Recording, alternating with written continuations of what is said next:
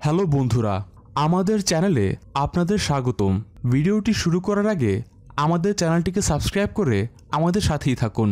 সাধারণত প্রাচীন মিশরের বিভিন্ন দেবদেবী, শাসক ও রাজপরিবারের ব্যক্তিবর্গের মূর্তি তৈরি করা হতো।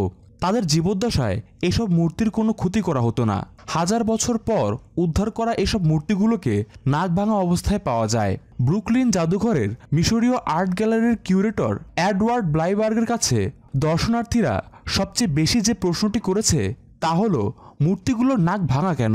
হাজার বছর আগের প্রাচীন নিদর্শনগুলোতে কালের বিবর্তনে ক্ষতি সাধন হবে, সেটাই স্বাভাবিক। তবে মিশরীয়দের বিদ্যায় তার প্রশিক্ষণ থাকার কারণে মূর্তিগুলো নিয়ে তিনি ভাবতে শুরু করেন। সাধারণ পর্যবেক্ষণ থেকে ভাবতে ভাবতে নিদর্শনগুলো ইচ্ছাকৃতভাবে ধ্বংস করার ইঙ্গিত পান তিনি। ব্লাইবার্গ বলেন, ভাস্কর্যগুলো ভাঙার যে ধারাবাহিকতা পাওয়া যায় তা থেকে বুঝতে পারা যায় যে সেগুলো উদ্দেশ্যমূলক। দুর্ঘটনাক্রমে ক্ষতি এবং ইচ্ছাকৃত ভাঙচুরের মধ্যে পার্থক্যের ব্যাখ্যাও দিয়েছেন তিনি। ত্রিমাত্রিক মূর্তির ওপর প্রসারিত নাকগুলো সহজেই ভেঙে যেতে পারে, তবে সমান চিত্রেও নাকগুলো ধ্বংস অবস্থায় পাওয়া যায়। এর কারণ ইচ্ছাকৃত বলেই তিনি উল্লেখ করেন।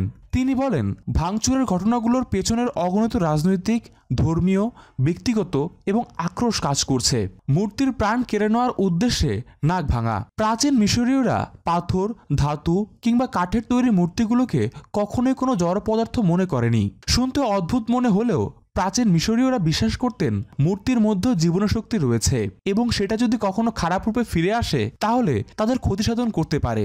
এই বিশ্বাসের কারণে প্রাচীন মিশরীয়রা সিদ্ধান্ত নেন যে এসব মূর্তিকে হত্যা করতে হবে, আর তারা হত্যা করার একটি উপায়ও খুঁজে বের করেন।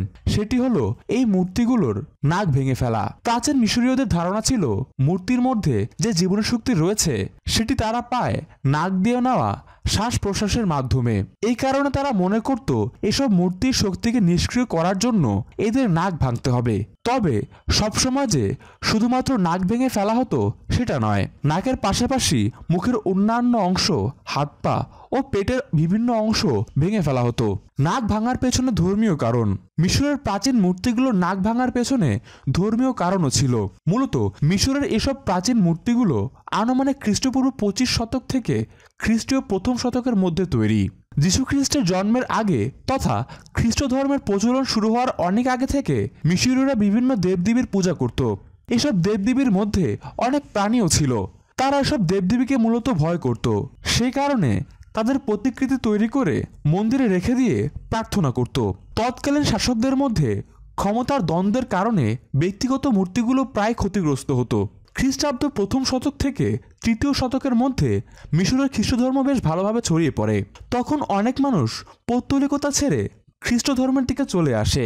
এর ফলে একদিকে যেমন মূর্তি তৈরির কাজ কিছুটা স্থবির হয়ে পড়ে, তেমনি এদের সাথে যারা জড়িত তারা প্রায়ই হামলার শিকার হতে থাকে।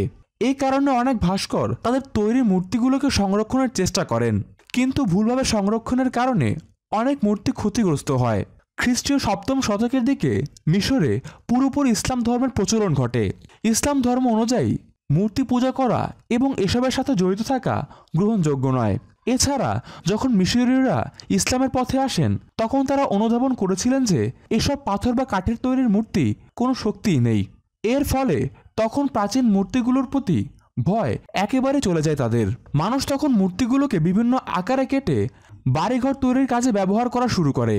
আর এই কারণে যেসব প্রাচীন মিশরীয় মূর্তি পাওয়া গেছে এর অধিকাংশই কয়েক খণ্ডে বিভক্ত। পুরোপুরি ভালো অবস্থায় পাওয়া গেছে এমন মূর্তি একেবারেই কম। তবে প্রাচীন মিশরীয় মূর্তিগুলোর নাক ভাঙা থাকার পেছনের জীবনশক্তিকে বিনাশ করার জন্য নাক কেটে ফেলার ভ্রান্ত ধারণাটাই যুক্তিযুক্ত। কারণ ধর্মীয় কারণে মূর্তিগুলো ভেঙে ফেলা হলে সেটা একেবারে নিশ্চিহ্ন করা হতো। ব্লাইবার্গের গবেষণার ওপর ভিত্তি করে striking power iconoclasm in ancient Egypt নামের একটি আলাদা বিদ্রুপাত্মক প্রদর্শনী হয়। খ্রিস্টপূর্ব 25 শতক থেকে খ্রিস্টাব্দ প্রথম শতাব্দী পর্যন্ত ধ্বংসপ্রাপ্ত ভাস্কর্যগুলো যৌথভাবে নানা রাজনৈতিক ও ধর্মীয় অনুষ্ঠানে প্রদর্শিত হয়।